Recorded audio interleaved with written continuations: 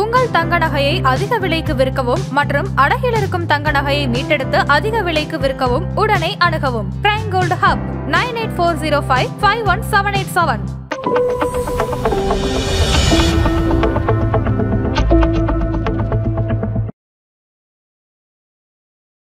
சரி, கடந்த சில நாட்களாகவே வந்து கோல்டோட பிரைஸ் வந்து மறுபடியும் வந்து குறைய ஆரம்பிச்சிருக்கு. ஸோ இதுக்கான ரீசன்ஸ் என்ன சார்? மார்க்கெட் ஏறிச்சுன்னா தங்கம் இறங்கும், மார்க்கெட் இறங்குச்சுன்னா தங்கம் ஏறும். இத்தனை நாளாக மார்க்கெட் வந்து லாஸ்ட்டு நவம்பர்லேருந்து பார்த்தீங்கன்னா மார்க்கெட் இஸ் டவுன். அதனால் என்ன ஆச்சு, மார்க்கெட்லேருந்து எடுத்த பணத்தை எல்லாருமே கோல்டு சில்வர் அந்த மாதிரி போட்டுட்டு இருந்தாங்க. மார்க்கெட் ஸ்டேபிள் ஆகிடுச்சு, இறங்கி ஓவர், மார்க்கெட் ஸ்டேபிள் ஆகிடுச்சு. ஸோ இனிமேல் மார்க்கெட் ஏறுறதுக்கான சமயம். இதுக்கப்புறம் கோல்டு இதே ட்ரெண்ட்லேயே இருக்குமா இல்லை இன்னும் கொஞ்சம் ஏறுமா? லாஸ்ட் இயர் ஏறின அளவுக்கு வேகமாக ஏறுறதுக்கான வாய்ப்புகள் இல்லை. பட் இதுக்கப்புறம் சில்வர் ஏறும், ஆனால் கோல்டை விட அதிகமாக ஏறும். பட் அந்த அளவுக்கு வேகமாக ஏறாது. இன்வெஸ்ட்மெண்ட் ஸ்ட்ராட்டஜி உங்களுக்கு யாருக்கிட்டேருந்து கற்றுக்கணும் அப்படின்னு சொன்னால், யாரை ஃபாலோ பண்ணணும் அப்படின்னு சொன்னால், பெரிய பெரிய இன்வெஸ்டர்ஸ் அவங்க என்ன பண்ணுறாங்கங்கிறத பார்த்துட்டு அதை நீங்கள் பண்ணுங்கள்.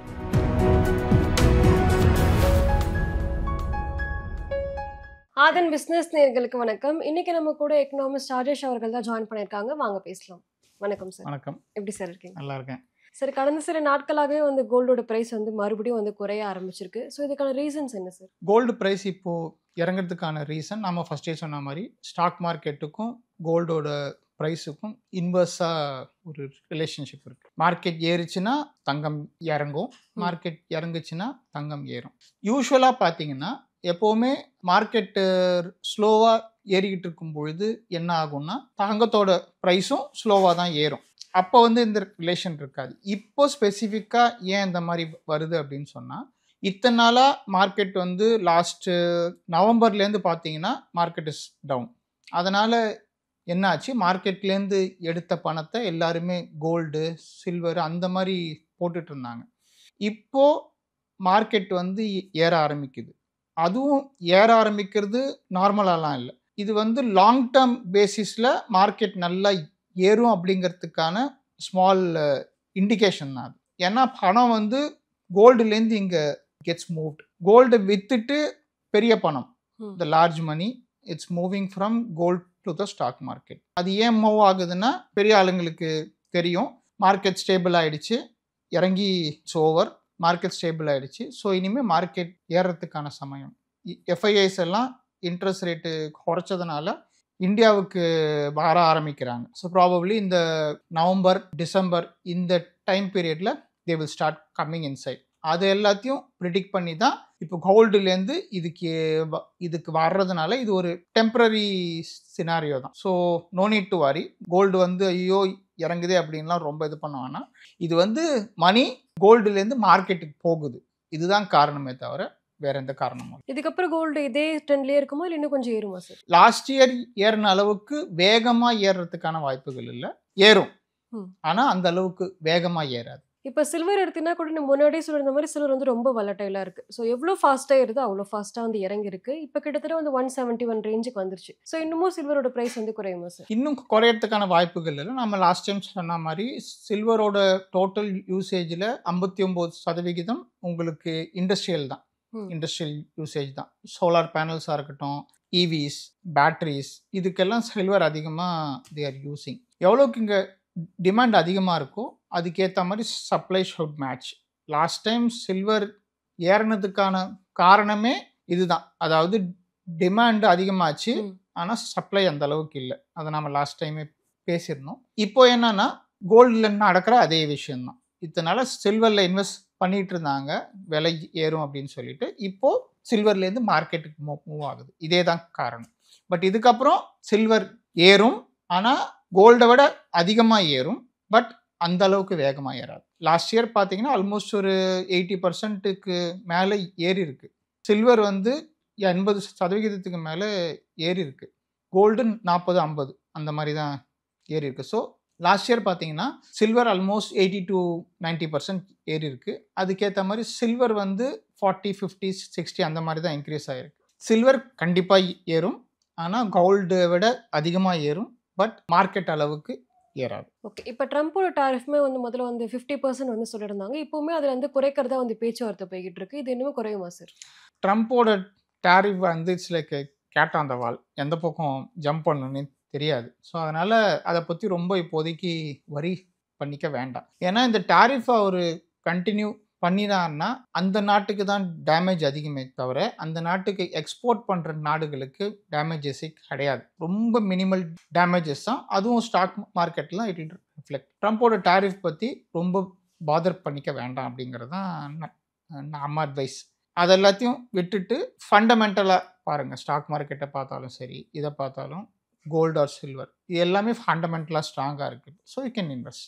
இப்போ வேற எந்த மாதிரி ஃபேக்டர்ஸ்னால கோல்டு பிரைஸ் குறைஞ்சிருக்கு சார்? நிறைய பேர் வந்து ப்ராஃபிட் புக் பண்ண ஸ்டார்ட் பண்ணதுனாலயா? இப்போதைக்கு ப்ராஃபிட் புக் பண்ணிட்டு அந்த மணி வந்து ஸ்டாக் மார்க்கெட்டுக்கு மூவ் ஆனதுனால கோல்டோட ப்ரைஸ் இப்போ குறைஞ்சிது. கோல்டோட சப்ளை பார்த்தீங்கன்னா இட்ஸ் ஆல்மோஸ்ட் லிமிட்டட் நவ். ஒரு குறிப்பிட்ட அளவு தான் இப்போ சப்ளையே இப்போ இருக்குது. ஆனால் டிமாண்டு இட்ஸ் த சேம், அதே அளவுக்கு தான் இருக்கு. நகை வாங்குற மக்கள் தான் இப்போ அதிகமாக வாங்கிட்டு இருக்காங்க. அதுவும் இந்த ஃபெஸ்டிவல் சீசனில் நகை வியாபாரிகள் சொல்கிறது மாதிரி அந்த அளவுக்கு இல்லை, சேல்ஸ் இல்லை. லாஸ்ட் இயர் வாங்கின அளவுக்கு இந்த வருஷம் மக்கள் வாங்கலை. ஏன்னா மக்கள் கையில் பணம் இல்லை. Unemployment, economic downturn, slowdown, இது எல்லாத்தையும் வச்சு பார்க்கும் பொழுது மக்கள் கையில் பணம் இல்லை. அதனால் அவங்க கோல்டு வாங்குறதும் குறைஞ்சிருச்சு. இப்போ அத்தியாவசியமான தேவைகளுக்கு மட்டும்தான் வாங்குறாங்க இப்போ கோல்டு. சரி, நம்ம வாங்கி வைக்கணும், இந்த ஃபெஸ்டிவலுக்கு நம்ம அதை வாங்கி வைக்கணும் அப்படின்லாம் யாரும் இப்போ வாங்கலை. அதனால் demand will remain the same, supply also will remain the same for gold. டிமாண்டும் சப்ளையும் இதே மாதிரி இருந்துச்சுன்னா gold rate will remain flat. வேறு சில்வருக்கு இவி வெஹிக்கிள்ஸாக இருக்கட்டும், பேட்டரிஸாக இருக்கட்டும், சோலார் பேனல்ஸாக இருக்கட்டும், எல்லாமே அதிகரிக்குது, டிமாண்ட் அதிகரிக்குது. ஆல்ரெடி சப்ளை வந்து கம்மியாக இருக்குது. ஸோ ஆல்ரெடி சப்ளை கம்மியானதுனால இந்த ரேட்டு ஏறிச்சு. அந்த அளவுக்கு 50% 60%க்கு மேலே ஏறிச்சு. இப்போ குறைஞ்சது நம்ம ஃபஸ்ட்டு சொன்ன மாதிரி இங்கேருந்து பணம் வந்து மார்க்கெட்டுக்கு மூவ் ஆகுது. யார் யாரெல்லாம் அந்த மார்க்கெட் அன்சர்டனிட்டிக்காக கோல்டு அண்ட் சில்வர் வாங்கி வச்சுருந்தாங்களோ, அதாவது பெரிய லெவலில் இன்வெஸ்ட் பண்ணுறவங்க, நீங்கள் இன்வெஸ்ட் பண்ணணும்னா நீங்கள் யாரை பார்க்கணுன்னா இன்ஸ்டாகிராமையோ இல்லாட்டி யூடியூபையோ அதெல்லாத்தையும் நீங்கள் பார்த்து இன்ஃப்ளூயன்ஸ் ஆகக்கூடாது. பெரிய பணக்காரங்க, லார்ஜ் இன்வெஸ்டர்ஸ், 100 கோடி 200 கோடி இன்வெஸ்ட் பண்ணுறாங்க இல்லையா, அவங்க என்ன பண்ணுறாங்கங்கிறத பார்த்து நீங்கள் அதை பண்ணுங்கள். ஃபஸ்ட்டு மார்க்கெட் டவுனாக இருக்கும்போது they all move to gold and silver. நமக்கு சில்வரு எப்போ தெரிய ஆரம்பிச்சுது? கடந்த ஒரு மாதமாக தான். ஓகே, அதுவும் அவங்க வந்து எல்லாத்தையும் ப்ரைஸ் எல்லாத்தையும் இன்ஃப்ளேட் ஆகிடுச்சு, சப்ளை குறைஞ்சிடுச்சு. தே நியூ வெரி வெல் இதுதான் சரியான சமயம் மார்க்கெட்டை விட்டு வெளியே போகிறதுக்குன்னு சொல்லி அவங்க வெளியே போகும்பொழுது இந்தியா பூரா, வேர்ல்டு பூரா என்னன்னா silver is the best investment அப்படிங்கிறாங்க. ஸோ இப்போ எல்லாரும் சில்வரை நோக்கி போகிறாங்க. The came out. So investment strategy உங்களுக்கு யாருக்கிட்டேருந்து கற்றுக்கணும் அப்படின்னு சொன்னால், யாரை ஃபாலோ பண்ணணும் அப்படின்னு சொன்னால், பெரிய பெரிய இன்வெஸ்டர்ஸ் அவங்க என்ன பண்ணுறாங்கங்கிறத பார்த்துட்டு அதை நீங்கள் பண்ணுங்கள். கோல்டு அண்ட் சில்வர்லேருந்து இப்போ அவங்க எக்ஸிட் ஆகுறாங்க, விச் மீன்ஸ் நீங்களும் எக்ஸிட் ஆக வேண்டிய நேரம். ஆனால் எப்பவும் சொல்கிற மாதிரி உங்களுடைய டோட்டல் போர்ட்ஃபோலியோவில் 10%லேருந்து 15% வரைக்கும் மேக்ஸிமம் யூ கீப் கோல்டு. ஏன்னா பெரிய லெவல் பணக்காரங்களுக்கு அவங்கள வந்து ஃபுல்லாகவும் ஃபாலோ பண்ண முடியாது. அவங்க எடுக்கிற ரிஸ்க்கு வந்து ரொம்ப அதிகம். பெரிய பணக்காரங்களை ஃபுல்லாகவே நம்ம ஃபாலோ பண்ணுறதுக்கு வாய்ப்பு இல்லை. ஏன்னா அவங்களுக்கு எந்த அளவுக்கு ரிட்டர்ன்ஸ் வருதோ அதுக்கு ஏற்ற மாதிரி அவங்க ரிஸ்க் அதிகமாக தே வில் டேக். அந்த அளவுக்கு லாஸை நம்மளால் பேர் பண்ண முடியுமா? முடியாது. ஸோ அதனால் யூ பி கன்சர்வேட்டிவ். மார்க்கெட்டுக்கு போங்க, பட் ஸ்டில் ஒரு 10% to 15% of your portfolio gold and சில்வரில் வச்சிருங்க. அதுக்கு மேலே தயவு செஞ்சு போகாதீங்க. என்னதான் அட்ராக்டிவாக அது தெரிஞ்சாலும் கோல்டு அண்ட் சில்வர் வந்து ஒரு சேஃப்டி நெட்டு மாதிரி, மேலேருந்து விழும்போது அதை நம்ம காப்பாற்றுற ஒரு நெட்டு. அதுக்காக தான் அதை யூஸ் பண்ணவே தவிர என்னுடைய இன்வெஸ்ட்மெண்ட் எல்லாத்தையுமே நான் போய் கோல்டு அண்ட் சில்வரில் போடுவேன் அப்படின்னு சொன்னால் அது அப்சல்யூட் மேட்னஸ். ஓகே, இப்போ நீங்கள் சொன்ன மாதிரி சில்வருக்கு வந்து நாளுக்கு நாள் டிமாண்ட் வந்து அதிகரிச்சுட்டே போகுது. சில்வர் ஃபண்டை கூட டெம்பரவரியாக வந்து ஸ்டாப் பண்ணியிருக்காங்க. இதே நிலைமை நீடிக்குமா இல்லை வந்து மறுபடியும்? Silver fund I think stop ஆனது தான். ஸ்மால் கேப் மாதிரி தான் அதுவும். ஸ்மால் கேப்பில் ஸ்டாப் பண்ணினாங்க. Again it will not start again. At least இந்த நியர் ஃபியூச்சர். அதே மாதிரி சில்வர்லயும் அதே மாதிரி தான். ஃபண்ட் ஆஃப் ஃபண்ட்ல லம்சம் எல்லாத்தையும் ஸ்டாப் பண்ணிட்டாங்க. இப்போ இன்வெஸ்ட் பண்றதுன்னா you have to either buy exchange traded fund, gold bees இல்லாட்டி சில்வர் பீஸ் லம்சமாக நீங்கள் போடணும் அப்படின்னு சொன்னால். மியூச்சுவல் ஃபண்ட் இல்லைன்னா ஃபண்ட் ஆஃப் ஃபண்ட் போடுறது அப்படின்னா எஸ்ஐபி முறையில் மட்டும்தான் நீங்கள் இன்வெஸ்ட் பண்ணி ஆகணும். ஒரு மாதத்துக்கு ஒரு 10,000 ரூபா இன்வெஸ்ட் பண்ணுறீங்கன்னா 1500 maximum you stick with fund of fund. அதுக்கு மேலே போகாதீங்க. இதே நிலைமை கோல்டுக்கு வருமா சார்? எல்லாத்துக்கும் அதே தான், இதே நிலைமை தான் கோல்டுக்கும். நாளைக்கு கோல்டோட டிமாண்ட் ரொம்ப அதிகமாச்சுன்னா மக்களுடைய பணம் வந்து அது அதிகமாக போகக்கூடாது. பெரிய லெவலில் கோல்டு பாரு கணக்கில் கிலோகிராம் கணக்கில் வாங்குறவங்களுக்கு ரெஸ்ட்ரிக்ஷன்ஸ் இல்லை. பட் இந்த ரெஸ்ட்ரிக்ஷன்ஸ் எல்லாம் யாருக்கு வருது அப்படின்னு சொன்னால், கவர்மெண்ட் யாரை பார்த்து பயப்படுதோ, ஒரு ரெகுலேட்டர் யாரை பார்த்து பயப்படுவாங்க? இந்த நார்மல் மிடில் கிளாஸ் மக்கள் விஷயம் புரியாம எடுத்துட்டு போய் மொத்த பணத்தையும் அதில் போட்டுருவாங்களோ, அதில் லாஸ் ஆயிடுவாங்களோங்கிறது தான் ரெகுலேட்டர்ஸ்க்கான பயம்.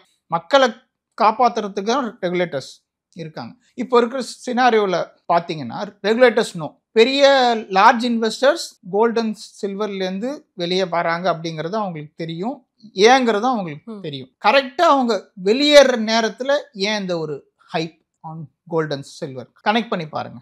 ஓகே, ஏன்னா இந்த பக்கம் ரேட்டு ஏறிச்சுன்னா வித்துட்டு எஸ்கேப் ஆகிறதுக்கு எனக்கு சரியா இருக்கு. ஐபிஓ மாதிரி தான், ஒரு நல்ல ஒரு மார்க்கெட்டிங் எல்லாம் பண்ணி ஐபிஓட ப்ரைஸை நல்லா இன்ஃப்ளேட் பண்ணிட்டு லார்ஜ் இன்வெஸ்டர்ஸ் எல்லாம் எஸ்கேப் ஆகிடுவாங்கல்ல, அந்த மாதிரி தான். ஸோ இது regulator knows. Regulator also nose.